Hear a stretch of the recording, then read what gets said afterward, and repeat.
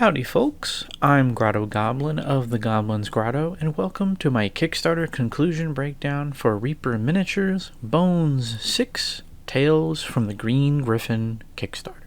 This video will be a breakdown of how the Kickstarter went, where it ended up, where it is going, what we actually unlocked, and of course my thoughts on all of these topics. And if you have no idea what any of this is, consider this a bit of a catch-up session and a familiarization with, well, everything. But before we get too far into the weeds, I just want to take a moment to say that I appreciate all of y'all watching these videos. They can be a lot of work and take up a lot of time, so it means a lot seeing your support. If you like this content and want to show that support in another direct way, giving the video a like and subscribing to the channel will always go a long way. In addition, you can follow me on Twitter, Twitch, or Ko-fi. And on the latter, you can always throw a few bucks my way if you feel so inclined. Obviously, you don't have to, but if you do, you'll be supporting this hobby of mine, and I really couldn't thank you enough for that.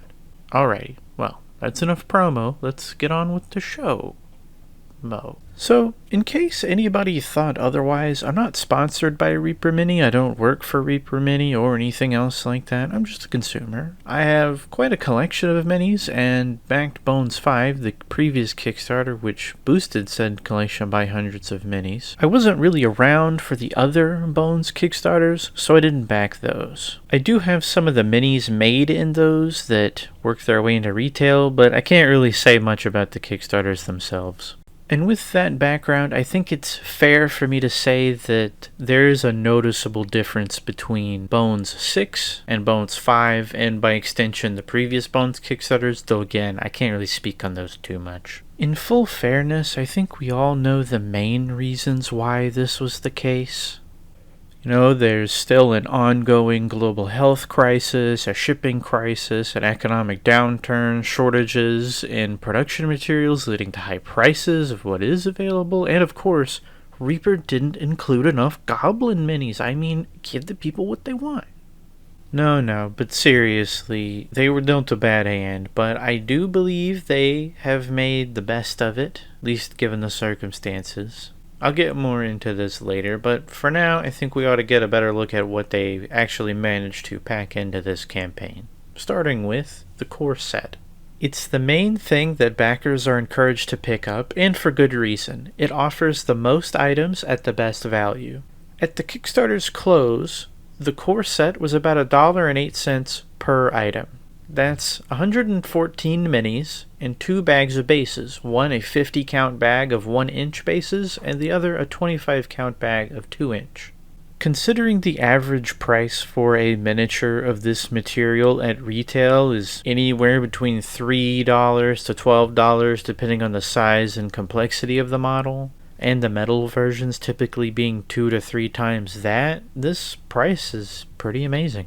But, savings aside, what is the value or worth of the core set? Well, that's going to be a subjective conclusion based on your personal interests and uses. For me, a mini painter and sometimes dungeon master, I see a lot of possibilities here. There's a nice handful of player and non-player character figures, some of which really feel unique and lend themselves to their own stories and plot hooks. While there is plenty in the core set, one could argue there maybe aren't enough monsters, or that the number of recast models in here is pretty high for someone who might already have a lot of Reaper's older lines of miniatures. For me though, I didn't need a ton of monsters, and I didn't have all of those metal miniatures, so these aren't really issues for me.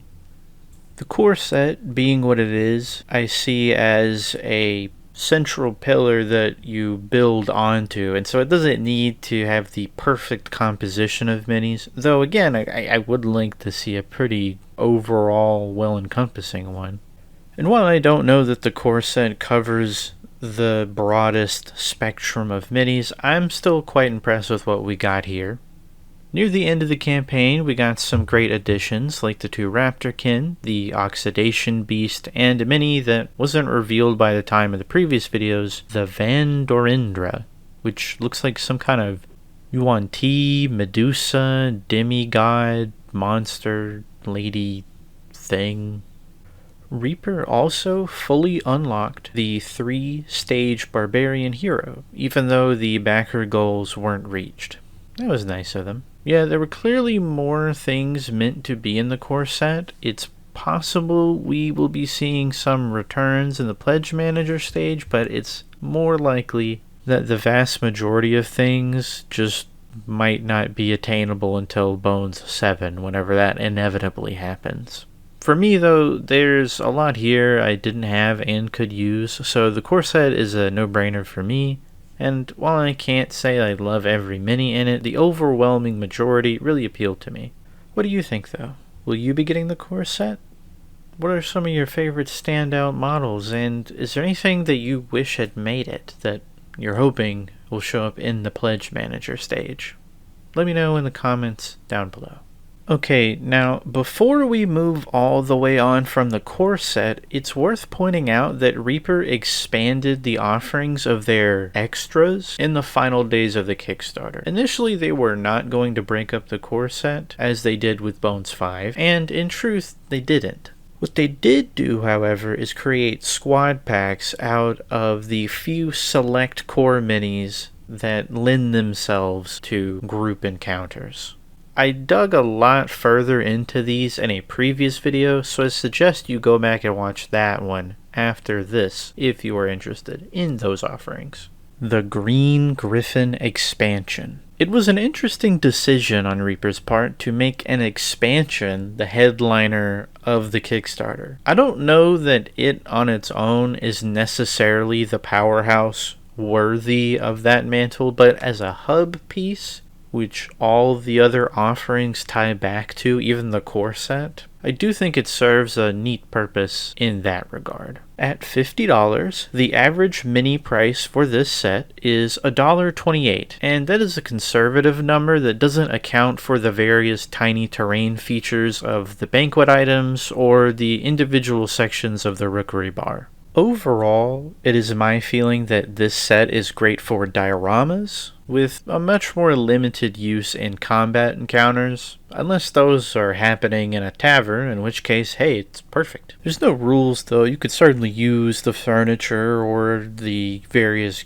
patrons and servers outside of a tavern setting, but the intention was clearly tavern-focused.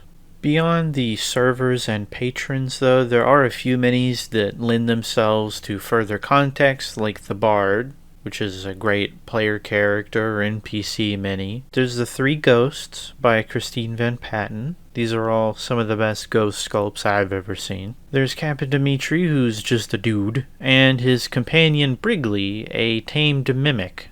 One of my favorite mimic minis as well, given that it has little feet that it can walk around on. Oh, and the last mini of note is Greyhawk, a cat griffin, which is a nice homage to the Greyhawk setting of D&D. Everything so far proposed for this set looks very promising and well done. And I know that I will get some use out of these, but I totally understand folks who don't want to build dioramas or don't use tavern townsfolk minis and see this set really only for the ghosts and the handful of other non-NPC minis in here, and see that $50 price tag as a lot. For me, though, I do enjoy painting these sort of diorama-esque minis, and I'll probably find a use for all of these somehow, so it is something worth still picking up for me, even if it's not the expansion I'm the most excited for. The Shadows of Sullen Hall. Do you need skeletons, ghosts, vampires? Well, this is the expansion for you because this one's got you covered in spades.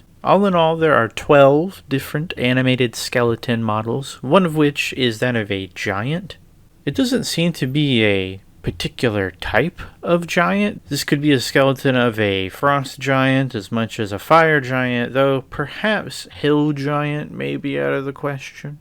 I do wonder how easy or difficult it'll be to assemble. I mean, I also wonder that about all the other skeletons. If you recall back to my Gallow Guard review, I didn't have the most fun assembling those skellies, even if I did still like the model's aesthetics. Well, the 4 Undead Knights are probably going to suit your more difficult mini-boss encounters. These more generic fodder skeletons really fit the plug-and-play vibe of the horde-type monsters. And with the variety of weapons, they shouldn't end up being stale, as long as you're stat-blocking these accordingly. Speaking of plug and play though, with all these spirits planned to be cast in a translucent plastic, if you don't really feel like painting them, it really does seem like you could just plop these down on the table, no problem. Granted, I mean, you could do that regardless. No one should be judging you at your table if you don't have all your minis painted. But if having all your minis on the table be painted is a thing that you like to maintain, in this instance you should be able to throw these on the table without it really causing much of a fuss. As for everything else in the expansion, well, the vampires look really cool. They'll definitely slot right into your Ravenloft campaigns and such. The Necromancer is just an all-around cool-looking sculpt to use as a mini for your villain, your NPCs, or hey, even one of your players. Oh, and of course we can't forget the Crypt and the other bits of scatter. These will be great for staging of encounters or building dioramas. Oh, and by the way, considering that the crypt and the bigger elements of this set would definitely exceed the $50 at retail if you were to start just adding those to a cart, the fact that everything in here only cost $1.61 per, that is a pretty good deal. Granted, if you don't really care for undead minis, this set's probably not going to be the one for you, but hey, you know, these are pretty common encounter creatures, so I think most DMs could find some use for most of these minis somewhere along the line.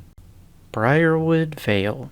Coincidentally, the Briarwood Vale expansion also ends at $1.61 per item. There's no terrain in this one though, unless you consider the Arboreal Defender terrain, which, I mean, I guess. No, this one is purely monsters, characters, etc., all of whom are themed around a Feywild type setting, though certainly you could use these outside of that context. And some even are particularly suited for other contexts, like the Fungal Folk, for instance, would fit in perfectly well with any sort of Underdark mushroom forest location. The most interesting group in this expansion for me is the set of Bee Folk. I'm not aware of any other high-quality Bee Folk minis out there, which is not surprising, considering I didn't know that I wanted Bee Folk minis until I saw these. Anyway, these are cute, but still remain a bit threatening. I could see these being used as Thrycreen proxies, or simply just another type of insectoid folk, which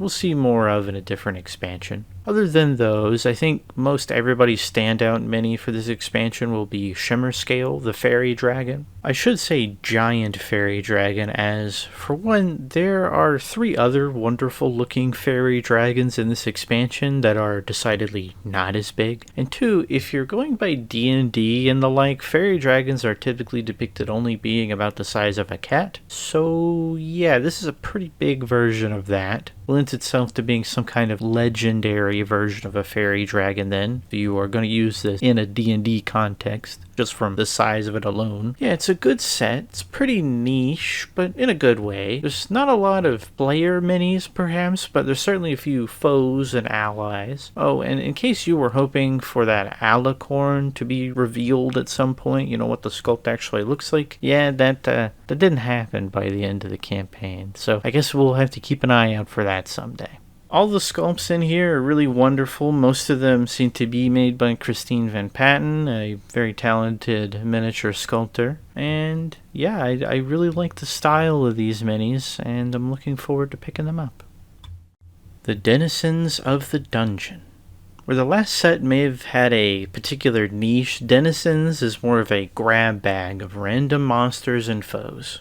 We discussed the part 1 of this in a previous video, so I won't linger too much on these, but suffice to say, what we have here is a pretty nice starter selection with the giant spiders, the crazy giant slug, the little squad of Norters, and of course the Minotaur. Always love one of those. I also love to see that the rest of the expansion was fully unlocked for us, even though the goals had to be moved around a bit. Here are the minis that got unlocked for us, starting off with Graz, Yeti Champion. That's a clever nod to one of the prominent members of the Reaper community, Graz Yeti. You've got this Illithid Proxy, a Gargoyle, a giant lizard, which I know may be a bit random and not as impressive as the other stuff, but this is a great animal foe or companion, and with that throat frill there, I think it'll also be a nice palette for painting with a variety of brighter colors. After that, we have some skeletal hounds. These will supplement nicely with the skeletal hound master from the core set.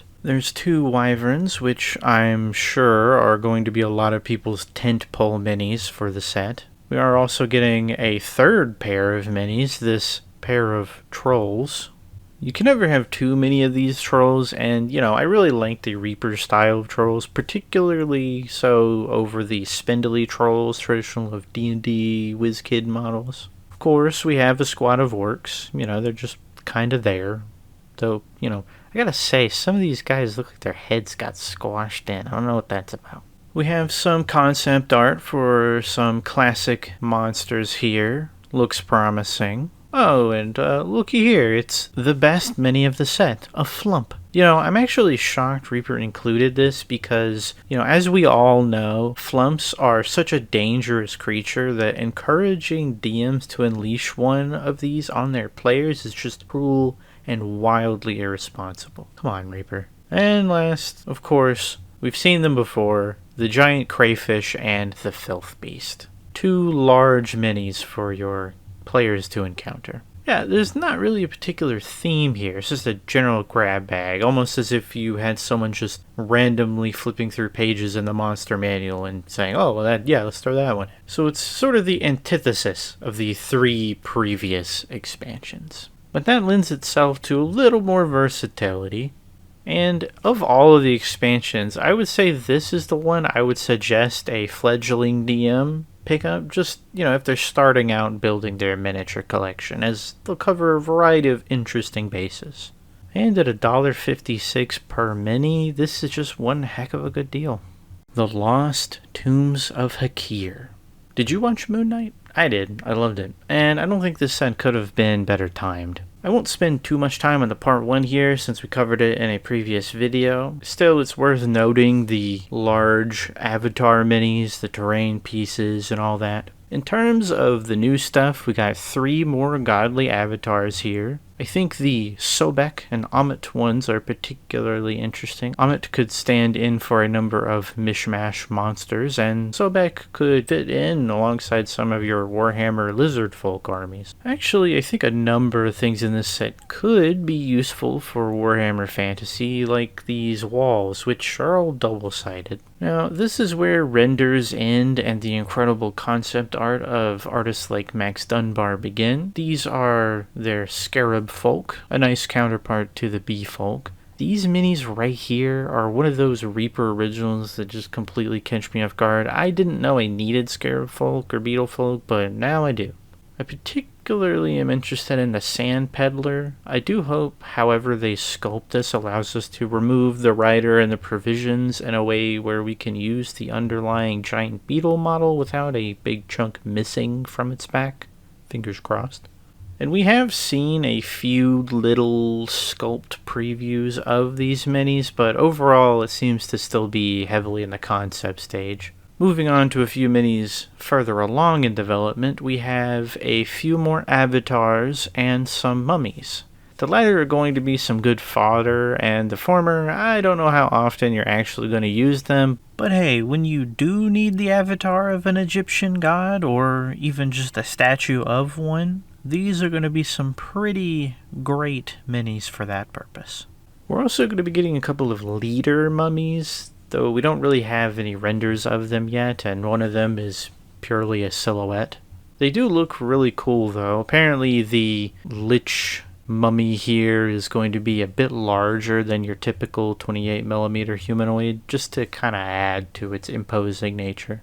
Beyond that, we have the construct that we've seen before, point of note that this is meant to be hollow. It's just kind of filled in on this here, but it will be hollow. And finally, we have some thematic character minis.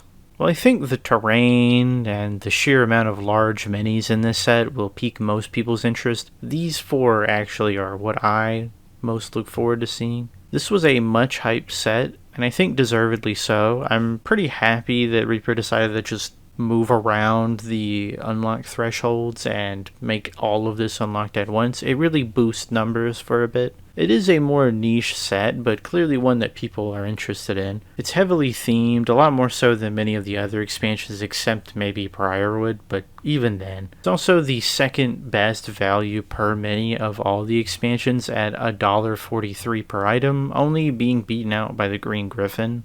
With large and unique bits of terrain and minis, among other things, all for only $1.43 each? I mean, this is practically robbery. Tomb robbery, one might say. Huh? You get it? Is that joke? Tomb? Not fun. Lost Tombs of Hakir. Okay, I thought it was funny. That's all for the expansions. No fan favorites this time. Bit of a shame, but my wallet is fine with that.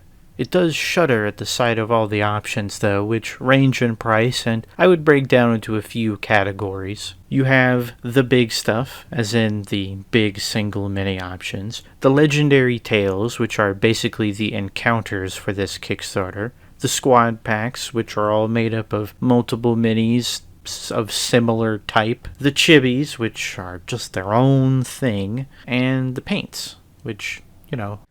I'll start things off with the big stuff, and I should address that there are some Kickstarter exclusives that come up here. Certainly there have been items from previous Bones Kickstarters that just weren't in the cards to get a retail release, not anytime soon anyway, but these are just being removed from that speculation from the jump. Personally, I find being told that these things are not going to be showing up down the line as a nice upfront way of telling me that, hey, you shouldn't stress about picking these up, and if you want these, you gotta get them now. Which brings me to the Storm Giant Queen. This was one of the last 2 unlocks on the map that technically didn't get reached, though it was relatively close, and people always add more in the pledge manager anyways, so it looks like Reaper just went ahead and unlocked it for us. If you watched my Bones 5 review, you'll remember the Storm Giant King was an option in that one. This mini should be a great counterpart for that, although there was already a thematically appropriate Cloud Giantess in the Greek Odyssey set, so at any rate, this mini does also give that Greek vibe, and it could be just as useful as a giant as a statue or the avatar of some god from the Greek pantheon. And yes, it is a Kickstarter exclusive, so if you want one, you have to pick it up in the Pledge Manager when that opens. Also, before I move on, the flavor text here does mention a named 2-headed dragon. Maybe we'll see them pop up in the Pledge Manager, or maybe there'll be a Bones 7 thing. Only time will tell. Speaking of dragons, though, after the Storm Giant, we have the 30th Anniversary Dragon, whom the fans have named Kyle. And Kyle here is coming with a Kickstarter exclusive Deathknight. The clarification here is that Deathknight is the Kickstarter exclusive, not Kyle, though, you know, who knows if Kyle will actually make it to retail. It's kind of a complicated piece, and when or if it ever does, it certainly won't be for $35. The Deathknight is a really interesting wrinkle in things. Having a mounted and unmounted form sure is useful. I am curious how it slots onto the dragon, whether that affects the sculpt at all. On the topic of the dragon itself, Reaper has done a really amazing job of actualizing the concept art by Max Dunbar. They did tweak it a bit, making the wings taller. I love that they preserved the Tyrannosaur head that Max drew for this, which tracks given that Max is known for their paleo art, among other things. And yeah, that Deathknight is a nice bonus, but the dragon alone is quite a neat centerpiece. While the Deathknight is technically the only thing planned to be exclusive about this offering, you never know. That dragon may just not make it to shelves. So, if you want either or both of these things, I recommend adding these to your pledges as soon as that option is available. And finally, for the big stuff, we have Chaarondar. We've seen her for ages. She's well priced and a great sculpt all around. I know a lot of folks are planning on using this as the Platinum Dragon Bahamut, so maybe that's what I'll do too. But that'll just about do it for all the big stuff. Next up are the Legendary Tales. And we start things off, of course, with the Blacktallow Lighthouse. The legends were true. Yes, there is a lighthouse in Bones 6, and it is a Kickstarter exclusive. So if you want it, I would register in the PM once you can. If the final product looks anything like this excellent concept art, I think the $30 price will be worth it. And it's sure to be the pride and joy of a number of collections. Yeah, for me, I wasn't really into the idea of a lighthouse. I didn't really want or need one, but after seeing the art, I kind of changed my mind.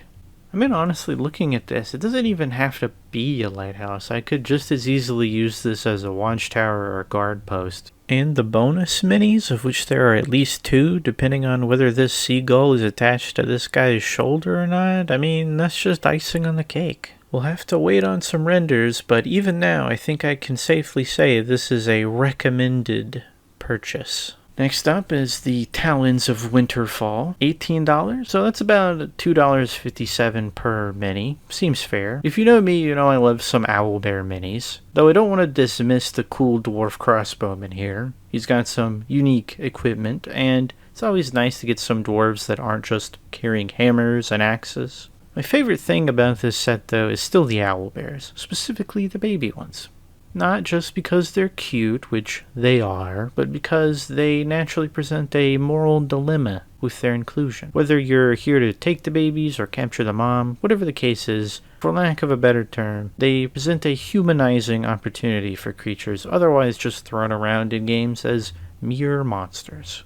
Oh, and the nest and the totem are pretty neat too. Next we have the Egg of the Phoenix. It's about $2 per item this time, if you count the hand and the egg as separate pieces, which they are. The big surprise for me here is the drake. We knew of the salamanders, we knew of the egg, but this one is a welcome surprise. Not to be outdone by the inclusion of 2 great thematic character minis and a flying carpet. The notch in the carpet may be unsightly when not in use, but having this thing able to ferry your characters around in a secure manner is quite a nice feature.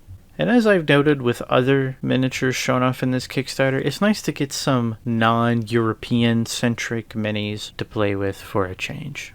Now for our final legendary tale as of yet, we have the Goblins of Rotstump Bog. Well, I'm glad we got some of ours in Bone 6 after all, even if it was at the last possible minute. Weirdly, that promo goblin is not in this set, or anywhere for that matter. Though it seems like maybe that was meant to be the case. There is this gaping blank hole where he could fit in nicely. Well, we'll see if he joins this roster or pops up somewhere else as the PM goes on. These goblins that we do have are cool. Particularly, I like the spellcaster here with the giant rat familiar. You know, knowing goblins, and I do, that could just be a giant rat that they train to follow them around with food scraps or something. The other minis in this set are also neat. The bone snapper over here looks like some kind of crocodilomorph. Apparently it's supposed to measure a little bit taller than most humanoids. Pretty scary if you ask me. The Marrow is a nice mini boss monster, and I think it'll go well with the pair I got from Dark Depths back in Bones 5. We have a trio of Sturges. We'd seen the 2 flying ones a long time ago when they were still being tweaked. These don't really seem to be that different from those, so I guess the tweaking is over. Third one though, that's a nice surprise. Finally, the set piece of this Tales story revolves around the Rot Bog stump with a dead knight resting on top of it. Well, this thing certainly has a story, but it's good for a diorama piece, I suppose. There's definitely a few creative gameplay ways you could use this, but overall it's just kind of there for me, not anything that's drawing me to the set. Still, it is a nice little selection of monsters that were a little bit lacking in some of the other expansions and sets. With that, we're done with the tales, and we can get into the squad packs. That's not a designation that Reaper gave them, but all of these options give 5 or 6 minis for $14. Starting off, we have the Blackmane Gnolls. They seem to be some of the better gnoll sculpts I've seen, though with the gnoll overload that we've had for the past couple of years, I am a little tired of gnolls. That said, gnolls are still great, and these are some good looking minis. Next, there's the Men-at-Arms. The build-your-own customization of these is a novel concept. We'll have to see how it works in execution, though. I have previously discussed how the dual-wielding set is a little more set in stone than the rest. And now that I'm looking at these, there is an archer set of arms that again kind of requires you use those two arms together. So I guess 2 out of these 6 minis, though you can't change the head and I guess the back items, really lend themselves to a specific formula. And we have the Orcs of the Ragged Wound. At first glance, these are just more fodder minis of orcs, nothing too crazy, but if you actually get a look at the detail on these, you'll really find some interesting stuff. And of course, one can always use a few more orcs to populate their table. One possible gripe or issue I can see people having with these, though, is that they are all recasts of older Bones models, at least as far as I can tell. So if you already have those, then I guess this option may not be the most appealing to you if you don't want more. I didn't already have those, so that's not really going to be an issue for me. After those, we have the Hellborn Heroes.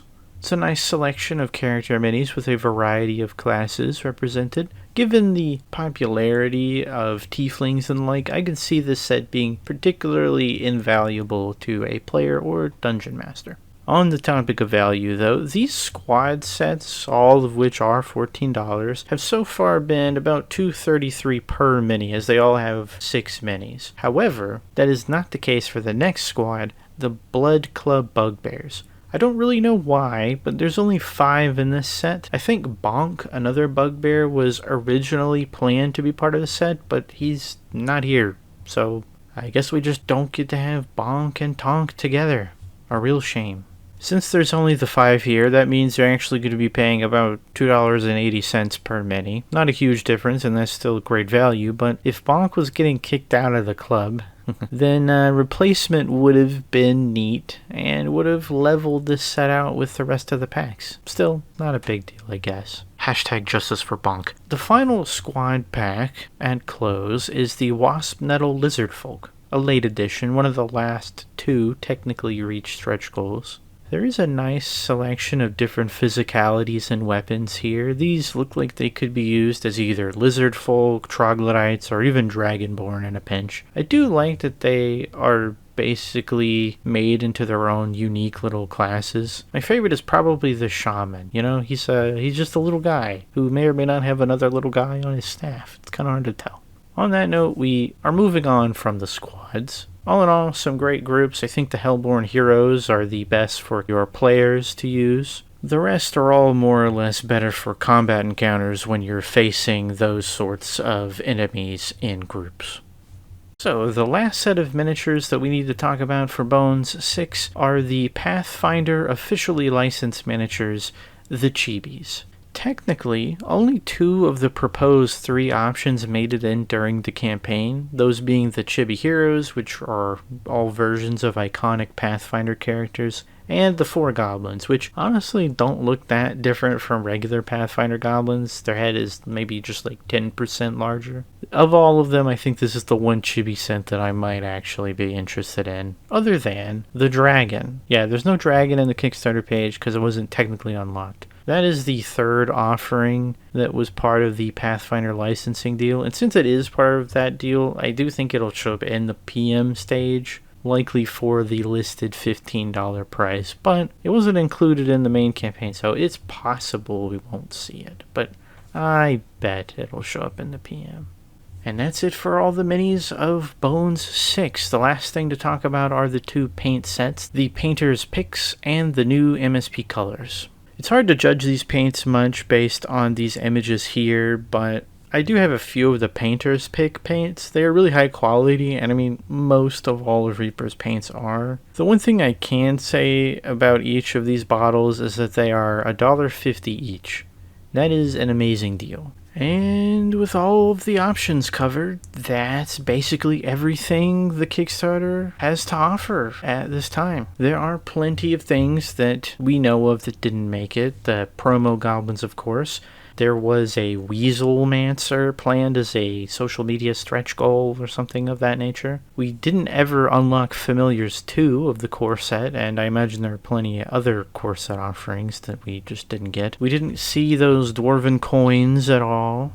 There was no fan favorites, and this one is a bit of a deep cut at this point. No pun intended, but we didn't get to see that deep one on the throne from a while back. I believe it was supposed to come with some kind of encounter, but yeah, it looks like we're not going to be getting that this time around.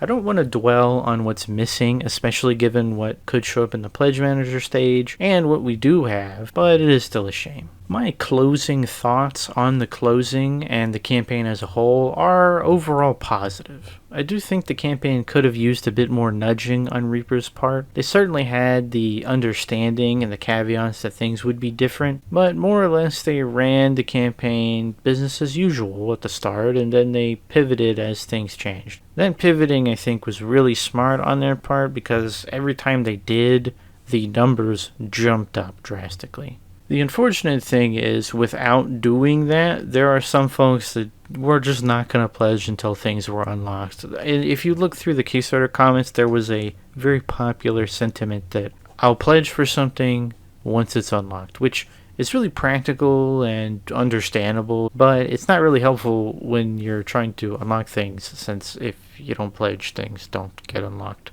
Ultimately, though, the incentivization is still on Reaper, but the funds do come from us. Still, not everyone has the same funds as in the past. Like, I would not compare this 1-to-1 with Bones 5. It's just not a fair metric. With all that being said, even with this more limited pool and more limited earnings, we still got a good bit out of this Kickstarter, and we'll continue to as the Pledge Manager drips content. The quality of sculpts is also greatly maintained in this Kickstarter. I expect to see more of that going forward. How long will the Pledge Manager stay open, though? That's anyone's guess at this moment. I'm optimistic, though, and I'm fairly excited about what we have.